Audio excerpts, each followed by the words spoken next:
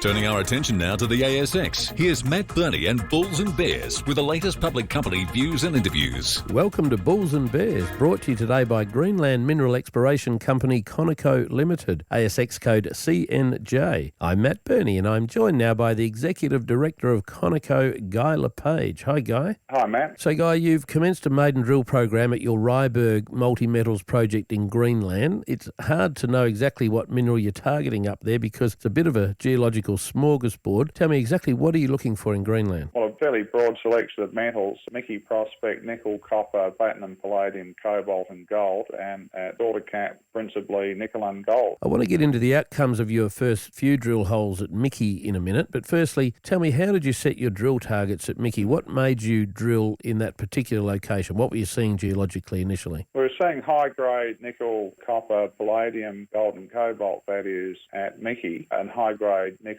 and gold rock chips at Daughter Cap. We followed those up with some EM surveys at Mickey and then a IP survey at Daughter Cap, and both came up with a number of pretty attractive targets. What sort of rock chip samples or grades were you seeing? Well, we're seeing up to a couple of grams gold, we're seeing up to 3 grams palladium, we're seeing up to 0.8 nickel. So pretty high grade for rock chips and a great way of targeting our first program. All right, so you were looking for sulphides ultimately at Mickey. I see your very first drill hole sent your share price into orbit. You obviously hit sulphides, right? We did indeed. We hit just under 55 metres in first drill hole at Mickey, intersected semi-massive matrix vein and disseminated sulphide. Haven't got the assays back yet, but we're pretty encouraged by that intersection. What are the better results you were seeing from the subsequent holes? More sulphides? We're seeing, disseminated matrix sulphide over fairly significant width. We're seeing a mixture of chalcopyrite, pyrrhotite and pentlandite.